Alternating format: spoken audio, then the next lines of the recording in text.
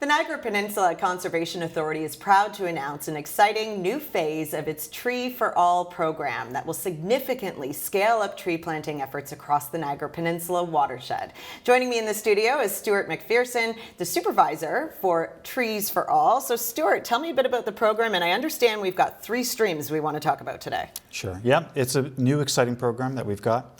We're going to be working with some new funding that we have to help plant more trees across Niagara in a couple of different ways. So we talked about 3 streams. Yes. The first stream is funded through Natural Resources Canada's, they have a goal, the federal government put a goal out to plant 2 billion trees across the country. Wow. So some of the funding that we're getting for that is coming from them.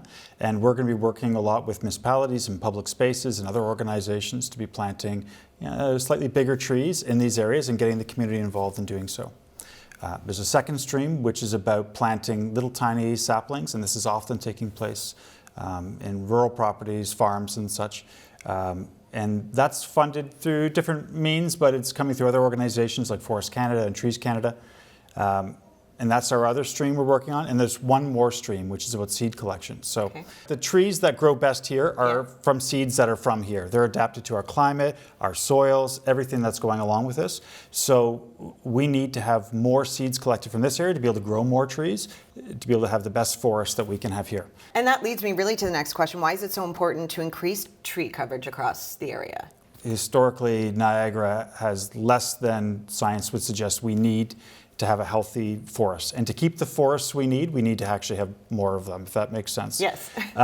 So that's part of it, but trees have innumerable benefits. We have cleaner water, we've got cleaner air, they're natural green infrastructure, so they will soak up water that's in the farm fields and everywhere else, so we get less flooding in our cities and towns and in other areas. They also help hold soil, so farmers lose less soil, and this is what they need to be able to grow stuff on. And there's also a ton of community benefits. I'm sure if you have trees in your neighborhood, you probably benefit them. You like it when they're on a hot day, right? It's offering some shade.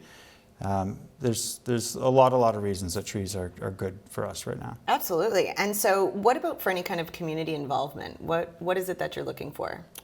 Well, there's a lot of ways that communities can be involved in this. We'll have volunteer opportunities, and we have a website portal that I think it's MPCA's Get Involved portal. Mm-hmm.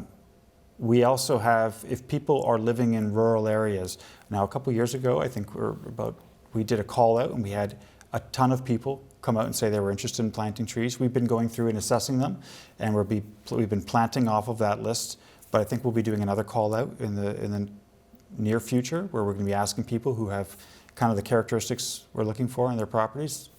They can let us know. We also have a foundation, so if you don't want to get your hands dirty and you don't have a property where you could add some trees, but you had a little extra money, you could always donate to our foundation to help support this initiative.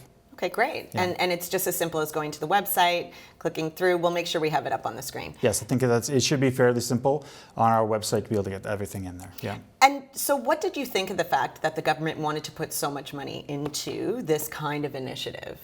Well, I think it's fantastic, first of all. It's showing that they are interested in not just saying, hey, someone should do something. They're putting some money in behind it. Now it's partnered funding, which means that they're not putting up all of it. We have to come up with half of it, especially for their grants. But that's where it's been really wonderful to be working with our local municipalities. They've been big supporters of us, and they've been great partners for us to do this work. What about education on this topic? How often do you find that people just don't understand the value of trees, which might sound a little silly, but I assume there's a lot of education that still needs to happen. I don't know if we have time for an anecdote, but I'll tell one anyway, which is we've done many tree plantings over the last many years. And we sometimes have people come and we're planting in a park and it's change, which is sometimes different for people, right?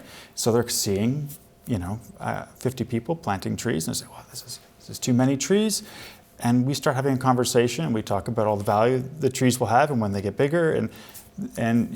I've seen many minds change in the course of 5 minutes talking about the benefits of these trees. And they go away saying, this is really great. I'm really glad you guys are doing this. It is actually pretty hot here. It would be nice to have a bit more shade. It would be nice to have more spaces for the animals and everything else that are here.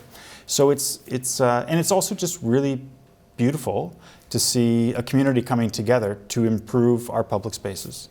And I mean, I would think that, it'd be kind of encouraging to get groups of people to come. And as a mother, I would love to get my kids involved. Is that something that you encourage? Absolutely. So when we have community plantings, we have people register and do this. Also, sometimes we can sometimes work it out where we can get corporate groups coming in but getting involved as well. But again, through our volunteer sign-up sheet, when people sign up our page, when people come and sign up to volunteer, they're alerted to all these things. They can just say, hey, I'm interested in coming to that one. I'm going to bring my child along, and then they come and have a good time. And whereabouts are the plantings taking place? All across the Niagara region? Yeah, actually, right now we're planning them right now to be taking place in all the participating municipalities across the Niagara region. The Conservation Authority is also watershed based. We've got parts of Hamilton and Haldimand in there too, where we'll be really excited to work, and they've been also fantastic partners. So we'll have a whole host of them. We'll have a bunch in the spring, and then we should have even more in the fall. And over the next couple of years, we'll be ramping this up. I was just going to say, when's the best time to be planting? Is it just spring? The best time to be planting was 20 years ago, but the best time is actually spring and fall, right? Okay. So you don't want to do it in the hot, dry season. If you're putting a tree in your own yard, you want to do it when it's going to be a bit of rain. So trees, it's a big transition, going from being in a pot in a nursery to being in the ground, and you want to make sure that the trees are having the easiest time with that transition. So you put them in the seasons when they're somewhat dormant or just starting getting going, so the roots will start growing out as soon as the ground thaws or as soon as it starts getting a bit more moist. Okay. Well, thank you so much for all the education and a wonderful initiative, and we'd love to have you back on to talk about it and see how things are going in the next coming months. I'd be happy to. Thanks for having me. Thank you.